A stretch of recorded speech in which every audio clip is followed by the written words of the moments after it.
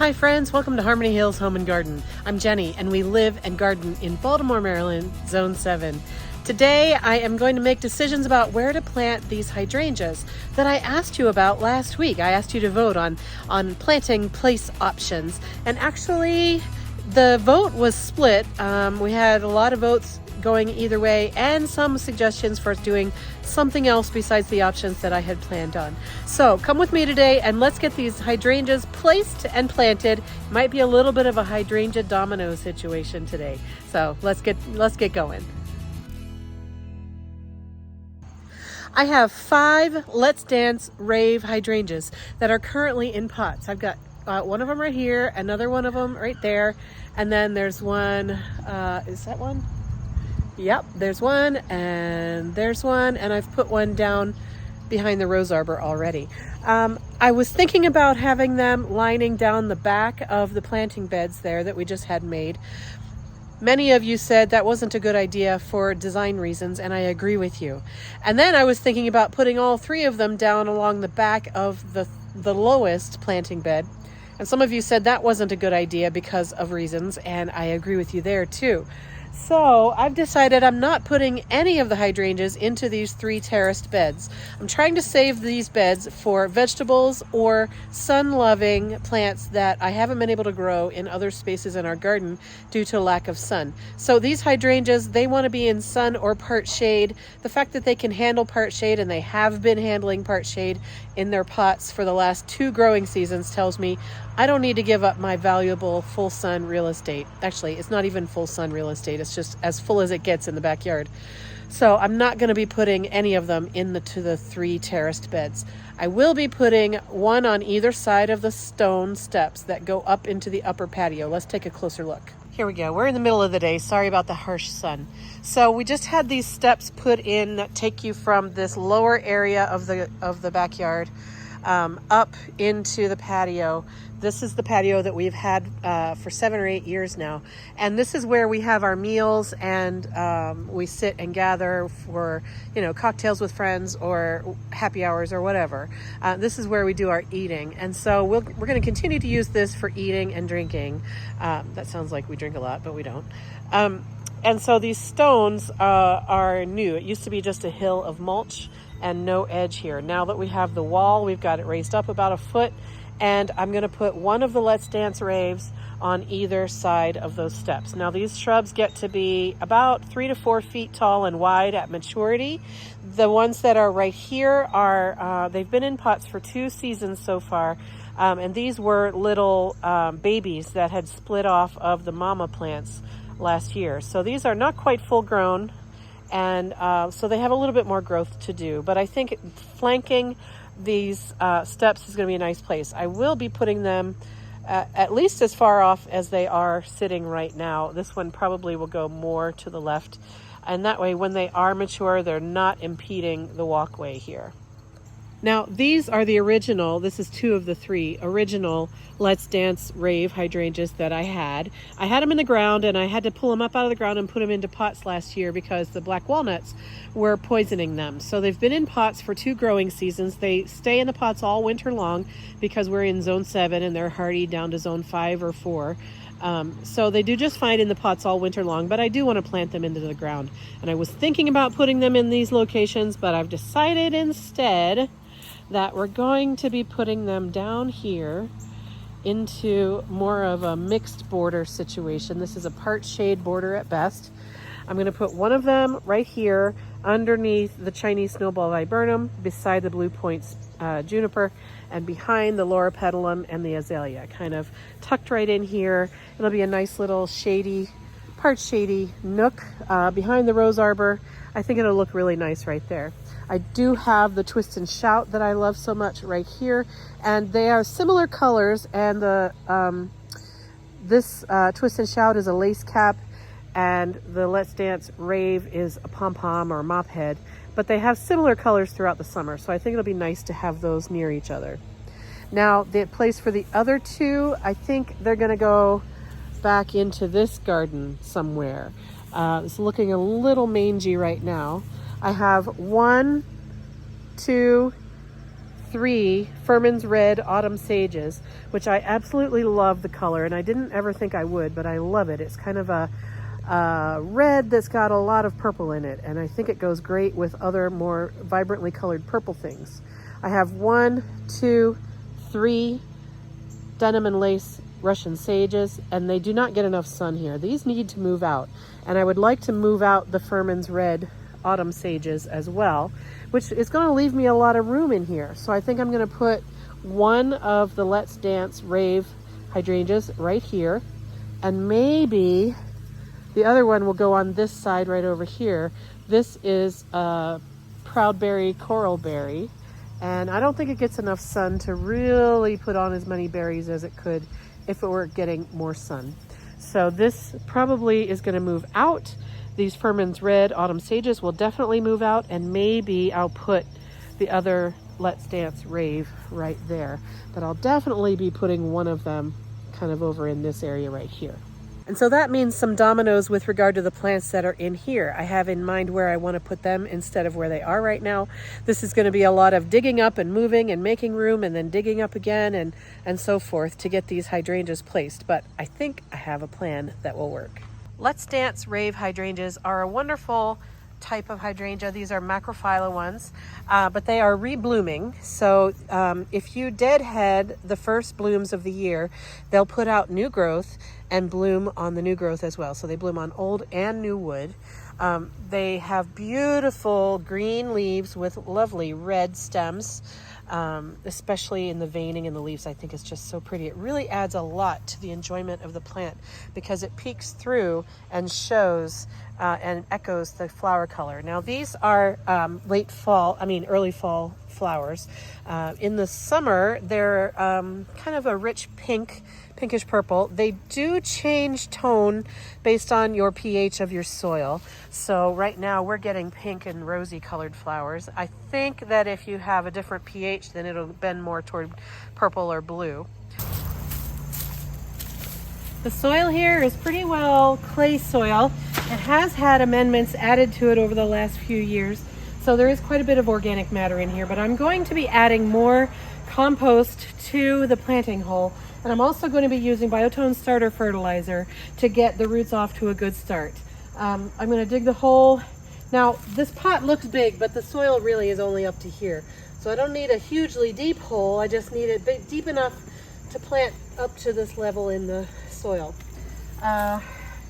So let's do that.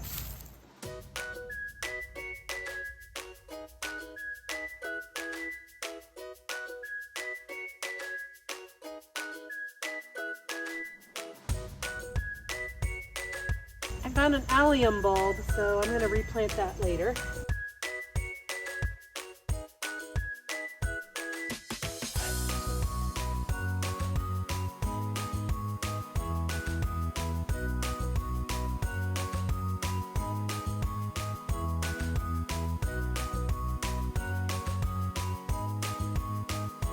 I'm going to build a little bit of a ring around the root ball so that when I water it, the water doesn't all run down off of the root ball.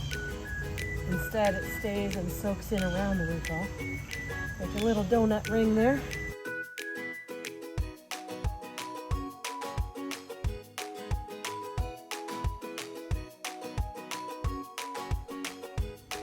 There we go. This one's in. I'm just going to repeat the process for the one on the other side of the steps.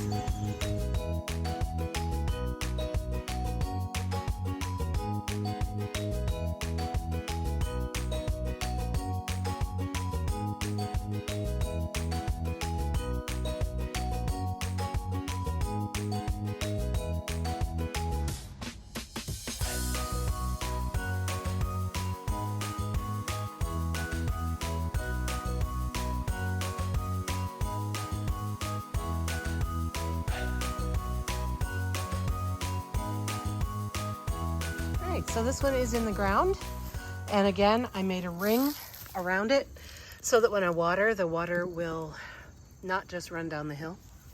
It's a slight incline still, even though we had the retaining wall put in, it's still a little bit of a downslope from the patio. So now we have flanking hydrangeas around those stones. I think that's a nice placement. And I think Lulu agrees.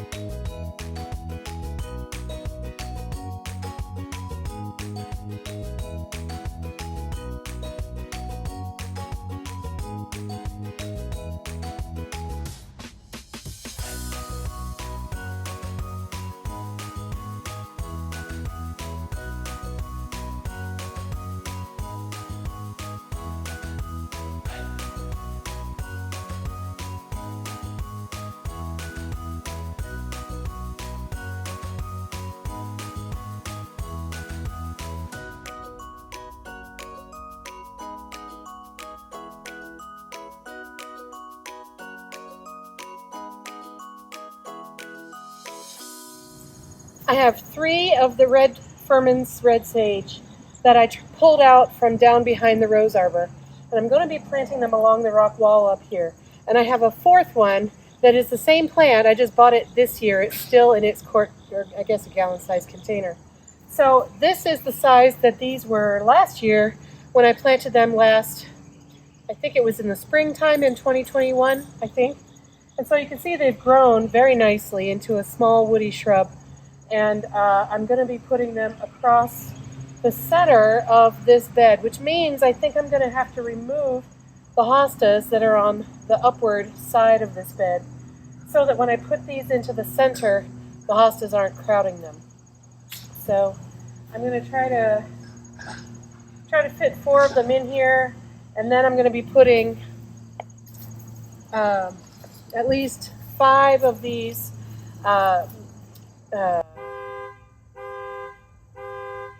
sunny border blue Veronicas or Speedwell are going to go in on this side of the Furman's red.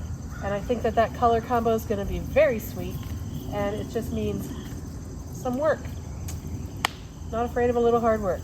Okay, here we are. This is the top retaining wall that we just had built. And right now we have a row of hostas ringing the upper patio. They've been here for forever, really. And then we have a pot that's got a bobo hydrangea. Over here is a Katsura Pieris japonica. There's a hedge of endless summer hydrangeas right here. Back inside there's a camellia. My husband's working. Sorry about that. My husband's working on his car and keeps hitting his key. So there's a camellia japonica right there. And here is a fragrant tea olive, Osmanthus fragrans. So I'm going to take out these hostas and just not have them here. And then what we have is from the patio down to the new rock wall is about 5 feet wide at the narrow part. It gets a little bit wider down there as the patio curves this way and the pathway curves that way. So we got about 5 feet. We have a gardenia right here. I forgot that I have my firelight tidbit right here. So that might be too close to this Let's Dance rave, but for now it's going to stay there. But I'm going to take out the hostas. I'm going to plant the Furman's red autumn sages down the center of this and curving around to match the pathway. I'm going to have to move these phlox. I'm going to have to move the bobo container. And I don't know what I'm going to do yet with the incredible hydrangea. But I want these Furman's red autumn sages to be right here along this rock wall so that when you're downhill from it, looking up, you've got that red on the rock wall. And then I'm going to be putting these sunny border blue speedwells in this area as well. So that's my grand scheme, but I got to get these hostas out of there first.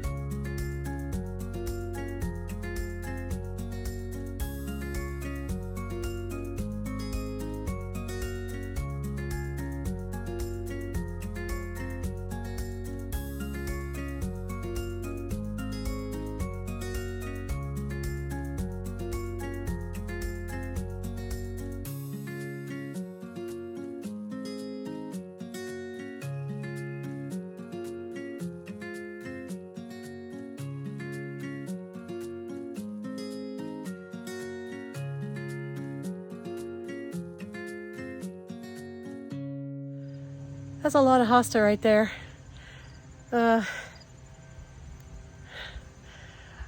That is enough hosta to feed an entire herd of deer many times over. I'm kidding.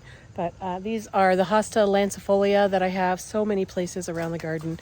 I've been, over the 7 years that we've lived here, using them as filler to fill in garden spaces where I didn't have enough time, energy, or money to buy plants and put them in. So they were forming a nice little ring around this patio for the last 6 years. But now I'm ready for something different. So I'll probably be offering these out at the end of the front walk for free for people to pick up if they want them. So my camera was running low on battery, so I took it inside to charge it up for a little bit, and I finished, not really finished, maybe finished for today, moving plants around. Let me show you what I've got. Okay, here we are at the front of the new raised bed that leads up to the upper patio. I put in, earlier in this video, I put in these two Let's Dance Rave hydrangeas right here. I took out my firelight tidbit, and it's currently sitting right over there. I need to put it in the ground, but that's where it's going to go, by that bird bath. I left in the gardenia. I have some candy tuft. I'm going to put 2 more candy tufts right here. So the gardenia is staying, and then I put in the new Furman's Red Autumn Sage and 1, 2, 3 of the transplants. Let me come up around the back so you can see a little bit clearer what we've got. So instead of having the hedge of hydrangeas, we now have a hedge of Furman's Red Autumn Sage. I think it'll be just as pretty. These will grow to be about 3 feet in diameter, all of them, and about, I think they're nearly mature, those over here.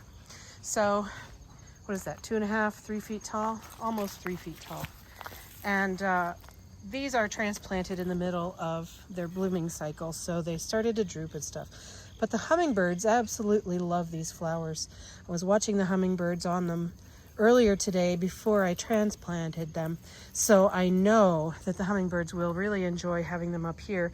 They should bloom a lot better because they're going to get more sun than they did down behind the rose arbor. So there's 1, 2, 3, 4 of them here all along this patio edge. Now, let's talk about what I did down in front of them, besides trampling all my new grass shoots. Okay, so here we are down here. So this is a purple phlox. I forget the name of it. I'll put it on the screen. It's, it's just about done blooming for the season, but it does show a little bit of its color. So really bright magenta purple, and it's going to be gorgeous in front of and in combination with the Furman's Red. See how gorgeous those are going to be together? I just think just really lovely. And then I put 5 of the sunny border blue Veronicas right here in front of both the Furman's Red and kind of in front of this phlox. So these will stay a little bit lower and hide the ugly legs of the phlox. Back here, these are 2 asters that I had planted last fall, and they came back. They're perennial, but because they were over here in this whole and they were behind the Bobo that was here and behind the Incredible, and they got no sun. So this is all the bigger they grew this year. But next year, now that they're in a sunnier spot, they'll be fuller and taller and more flowers on them. And they're also going to be a really pretty combo with the Furman's red flowers and with this blue and with this phlox. So I'm really pleased with the way that color combo is going to come together. It's just going to be a jewel box color scheme. Now I decided to leave this area here empty. I thought about putting in the new blue asters that I bought the other day, but I don't have enough to fill the space, and there's already this blue here, and I already have asters here. So I don't really need two sets of asters in this same garden. So I'll find a new place for those blue asters, and I'm gonna leave this space clear so that next year I can either do cut flower annuals like I did this year. I had snapdragons in this space, or I can do like ageratum or something else that I can grow from seed. And that will help this hydrangea be really pretty with annuals beside it, and then backed with that Furman's red. So that's what I have gotten done. Now I also rerouted and connected. This is a drip line. This is 1/2 inch drip tubing with emitter holes every 9 inches. And I don't think I'm going to run any more than this. I might put a dedicated emitter off on a little pigtail off of here for that hydrangea, but I don't think I'm going to run any others. I think by running this way, that'll be sufficiently moist, at least I hope. I can always adjust next year if I need to. I should mention that I have a rose lily in here, and I didn't move it. There are 3 bulbs down there. You can see the stalks from this past summer. I'm going to leave them there for this coming growing season. And depending on how they do mingling with the autumn sage and the hydrangea, I may have to move those lilies next year, but I'm hoping that I can leave them there. They're not too close to anything else. They might just coexist nicely in here. I don't know. But I have still some room here, and I want to mention that this Incredible hydrangea right here, I might choose eventually to move it over this way. But back in here, I have some bleeding hearts that have died back, and I don't exactly know where they are. So I don't want to move that plant right now. I'm going to wait till next spring when the bleeding hearts come back, and I'll move everything once I can see everything. Also back in here, I have some more of those hostas. I'll probably go ahead and pull those out eventually, because everything's just getting too crowded in here now that things are growing. So it's good. It's good to have things growing. So that is the progress so far. Okay, and here's this bed with the mulch on it. It looks way better with mulch on it, I think. And once I get those hostas moved off of the patio, we'll be able to really see how this bed is going to come together next year. I hope that we're still going to get a few moments of color off of it this year. I'm hoping that the Furman's red sages will perk up and continue to flower this season. If not, that's okay. I know that they'll be great for next year. I'm really, really excited to have this hummingbird attractor right here up closer to the house where we can see it better. I'm going to be putting in 2 more candy tufts right here and 2 more on this side. I'm going to be weeding over here. And these are magnum coneflowers, and I'm leaving the heads up for the birds, which, as you can see, the birds are eating them, so that's good. And then here's this hydrangea over here. I do have thoughts on what I'm going to be doing in this space. That's going to be a different day's project. So yeah, this is pretty good. It was quite the domino effect, wasn't it? I mean, we put in these 2 hydrangeas, but then to put in the hydrangea down there, I had to take things out, and I had to put them up here. But to put them up here, I had to take things out. So it was quite the knock-on effect. It was a very productive day in the garden today, and I'm really happy that I've got these plants moved and ready to settle in for the rest of the season. Thank you for joining me today on this big day worth of projects, and I hope that you enjoyed what you saw, and I hope that you'll come back and watch more videos with us again in the near future. Take care, friends. Bye-bye.